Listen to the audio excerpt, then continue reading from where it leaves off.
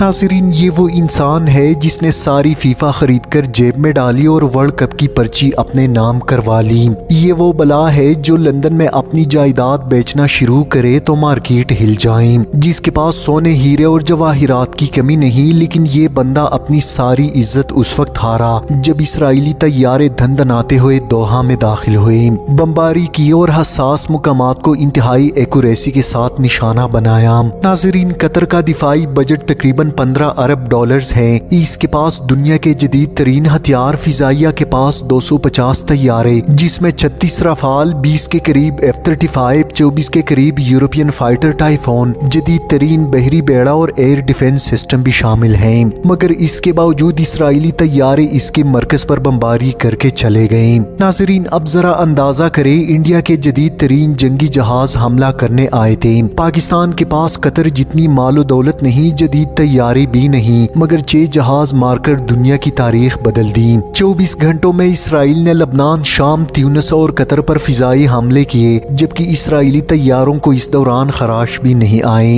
हुक्मरानों ने एक दूसरे को फोन कॉल्स के जरिए अफसोस का इजहार किया, जबकि इसराइल ने अपने अगले अहदाफ फिक्स कर दिए हैं, शायद काहिरा, बगदाद, ओमान, अबू ज़हमी, रियाज वगैरह भी शामिल हो। नाज़रीन, गैरत तो अरबों की मर चुकी, इन्हें चाहिए था दिफा के लिए गैर मुस्लिम ममालिक की अफवाज पर इन्हिसार के बजाय मुस्लिम ममालिक की अफवाज को ये जिम्मेदारी देते। बेशक पाकिस्तान मुआशी तौर पर कमजोर है, जबकि जुग्राफियाई तौर पर हमारा प्लाट भी फटने वाला है, लेकिन दुनिया ने उंगलियां दांतों में दबाकर ये मंजर देखा कि पाकिस्तान ने अपने से 4 गुना बड़े दुश्मन को उल्टा करके लिटा दिया था। तारीख हमेशा फातिह को याद करती है, महल्लात, कीमती जवाहिरात और अंडे जैम खाने वालों की कोई तारीख नहीं होती। अगर मईशत के पैमाने पर कतर और पाकिस्तान का मवाजना किया जाए तो बज़ाहिर ज़मीन और आसमान का फ़र्क दिखाई देगा। कतर के गैर मुल्की असासे 500 अरब डॉलर से जायद हैं, जबकि सिर्फ बरतानिया में कतरी सरमायाकारी 125 अरब डॉलर से जायद हैं। फीकस आमदनी 1,22,000 डॉलर है और इसके मुकाबले में पाकिस्तान की मईशत आटे में नमक के बराबर दिखाई देती है। न इतने वसाइल है, न इतनी दौलत और न ही इतने बड़े ज़खायर। लेकिन सवाल ये है कि असल ताकत किसको कहते हैं? क्या ताकत सिर्फ डॉलर्स, खजाने और माशी अदाद शुमार का नाम है? बल्कि असल ताकत वो है जो कौम को अपनी बका के लिए डट जाने का हौसला दे, जो दुश्मन की आंखों में आंखें डालकर वतन के एक एक जर्रे का दिफा करे। पूरी दुनिया ने ये मंजर देखा कि पाकिस्तान ने किस तरह अपने से कई गुना बड़े दुश्मन को जमीन पर नाक रगड़ने पर मजबूर किया, और दुश्मन भी एक नहीं, दुनिया के 2 सुपर पावर इंडिया के पुश्त पर खड़े थे। ये सब कुछ उस मुल्क ने किया जिसकी मईशत कतर के अशर अशीर भी नहीं। और यही वो लम्हा है जो साबित करते हैं कि पाकिस्तान की असल कुव्वत इसकी डॉलर नहीं, बल्कि इसके जानबाज सिपाही और इनके पीछे खड़ी जिंदा कौम है। दुनिया हमेशा फातिह को याद रखती है, तारीख ये नहीं पूछती कि इसके पास कितनी दौलत थी या इसने क्या खाया पिया। तारीख सिर्फ ये देखती है कि कौन अपने वतन के लिए डटा रहा, कौन सरखरू हुआ, कौन फातिह कहलाया। नाज़रीन, आज ये बात भी साबित हुई कि मगरबी ममालिक से अरबों डॉलर्स के हथियार खरीदना किसी कौम की दिफा की मजबूती की जमानत नहीं। कतरी हुकूमत ने अपनी फिजाई दिफा के लिए दुनिया के जदीद तरीन 4 सिस्टम्स खरीदे, जबकि इनकी खरीदारी, देखभाल और अमले की तरबियत पर कुल लागत 19 अरब डॉलर से ज्यादा आई। लेकिन अफसोस का मुकाम ये है कि ये तमाम तर सिस्टम्स उस वक्त बेकार निकले जब इनकी सबसे ज्यादा जरूरत थी, और महज एक बटन दबाने से ये सब सिस्टम्स गैर फाल हो गए। ये सूरत हाल एक तल्ख हकीकत की गमाजी करती है। मगरिब हमारे लिए जो हथियार बनाता और बेचता है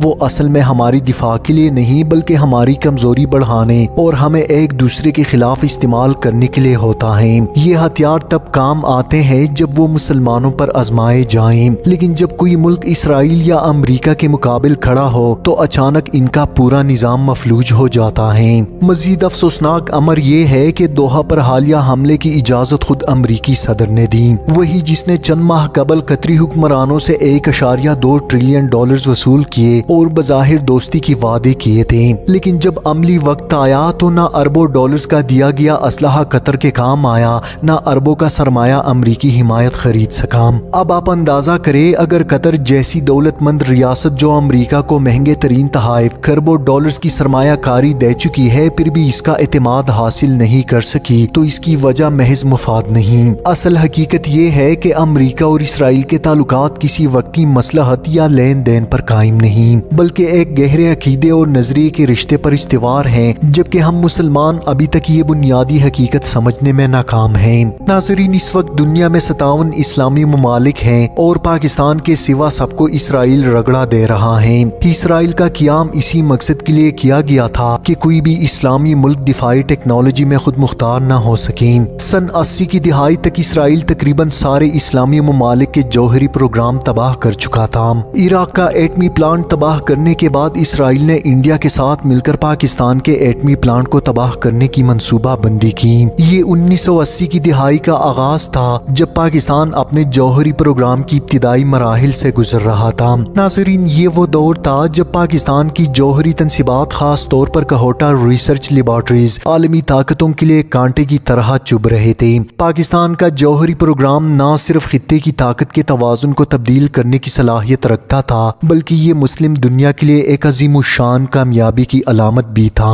उसी दौरान इसराइल और भारत ने एक खुफिया मंसूबे के तहत कहोटा की जौहरी तनसीबात को तबाह करने की साजिश रची, जो न सिर्फ पाकिस्तान के लिए खतरनाक थी, बल्कि इस खित्ते की जोग्राफियाई सियासत को हमेशा के लिए तब्दील कर सकती थी। लेकिन पाकिस्तान की खुफिया एजेंसियों की चौकसी, जनरल जियाउल हक की जुर्रतमंदाना क़ियादत और पाक फिजाइया की बेमिसाल बहादुरी ने इस हमले को नाकाम बना दिया, जबकि दुश्मनानी इस्लाम को शर्मिंदगी का सामना करने पर मजबूर कर दिया। इसराइल ने इराक के ओज़ेराक जौहरी तनसीबात पर हमला करके इसे तबाह कर दिया था, जिसने आलमी सतह पर इसकी जारिहाना अस्करी सलाहियत को नुमाया किया। जिसके बाद इसराइल ने पाकिस्तान के जौहरी प्रोग्राम को भी निशाना बनाने का फैसला किया। इसराइल के लिए पाकिस्तान का जौहरी प्रोग्राम एक बड़ा खतरा था, क्योंकि ये पहला मुस्लिम मुल्क था जो जौहरी ताकत बनने की राह पर गामजन था। दूसरी तरफ भारत, जो खुद जौहरी हथियारों की दौड़ में शामिल था, पाकिस्तान के एटमी प्रोग्राम को अपने लिए खतरा समझता था। इस मुश्तरका मुफाद ने भारत और इसराइल को एक दूसरे के करीब लाया और दोनों ममालिक ने मिलकर कहोटा पर हमले का मंसूबा बनाया।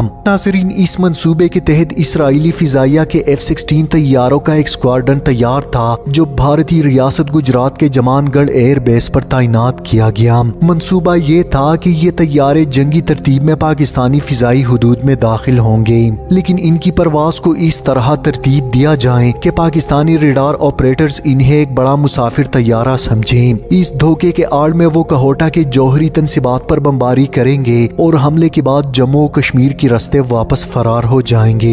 ये मंसूबा निहायत खुफिया था और इसकी कामयाबी के लिए दोनों ममालिक ने भरपूर तैयारी की थी। भारतीय वजीर आज़म इंदिरा गांधी, जिनकी सख्तगीर पॉलिसियों और इलाकाई बालादस्ती की ख्वाहिश किसी से ढकी छुपी न थी, इस मंसूबे की मुकम्मल हिमायत कर रही थी। भारतीय जर्नेलों ने इन्हें यकीन दिलाया कि इसराइल की अस्करी महारत और भारत के लॉजिस्टिक सपोर्ट से ये हमला कामयाब हो जाएगा, और इसराइल के इराक पर कामयाब कार्रवाई इस यकीन की सबसे बड़ी दलील थी। लेकिन दुश्मन ने पाकिस्तान की खुफिया एजेंसीज की सलाहियत को कम समझा। पाकिस्तानी इंटेलिजेंस एजेंसियों को इस मंसूबे की भनक उस वक्त पड़ी जब हमले में सिर्फ चंद घंटे बाकी थे। नाज़रीन, ये इत्तला मिलने के बाद जनरल जिया ने फौरी तौर पर एक हंगामी इजलास तलब किया। जनरल जिया ने फैसला किया कि दुश्मन के हमले को रोका नहीं बल्कि नाकाम बनाया जाएगा, ताकि पाकिस्तान को जवाबी कार्रवाई का जवाब मिल सके और दुनिया के सामने दुश्मन की नीयत बेनकाब हो। नाज़रीन, इसके बाद पाकिस्तान एयरफोर्स ने फौरी तौर पर एक जामे और जुर्रतमंदाना हिकमती अमली तैयार की। इसके बाद 3 ग्रुप्स तश्कील दिए गए, हर एक को अलग अलग जिम्मेदारी सौंपी गई। पहला ग्रुप, जिसको पाकिस्तान फिजाई हुदूद की हिफाजत की जिम्मेदारी दी गई, इनका मिशन था कि इसराइली तैयारों को पाकिस्तानी हुदूद में दाखिल होने दिया जाए और फिर इन्हें मार गिराया जाए।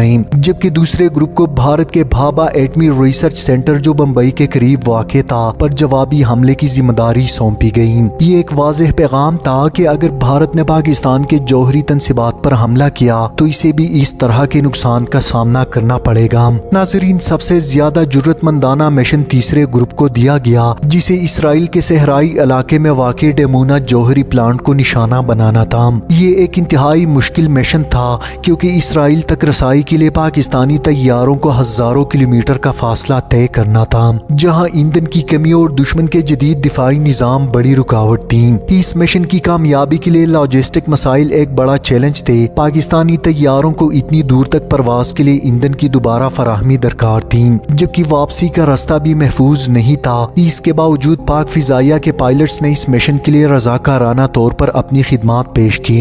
ये मुकम्मल फिदाई मिशन था जिसमें वापसी बिल्कुल नामुमकिन थी। पाकिस्तान की तैयारियों और अस्करी नकलो हरकत को अमरीकी सैटेलाइट्स ने नोट किया, जिसने फौरी तौर पर इसराइल और भारत को इस बारे में खबरदार किया। ये खबर सुनकर इसराइल और भारत खौफजदा हुए। उन्होंने अपने मंसूबे को फौरी तौर पर मनसूख किया और दुम दबाकर भाग गए। इस नाकामी ने न सिर्फ इनकी साजिश को बेनकाब किया बल्कि आलमी सतह पर इनकी शर्मिंदगी का बाइस भी बना। नाज़रीन, इस वाक़ये के बाद जनरल ज़िया ने इसराइल को खुलेआम खबरदार किया। उन्होंने कहा, ना तो पाकिस्तान इराक है और ना ही पाकिस्तानी फौज इराकी फौज। अगर आइंदा ऐसी कोई मुहिम जोई की गई तो पाकिस्तान इसराइल को दुनिया के नक्शे से मिटा देगा। ये धमकी ना सिर्फ इसराइल और भारत के लिए एक वाज़ेह पैगाम थी, बल्कि इसने पूरी दुनिया को ये बावर कराया कि पाकिस्तान अपनी खुद मुख्तारी और जोहरी प्रोग्राम की तहफ़्फ़ुज़ के लिए किसी भी हद तक जा सकता है।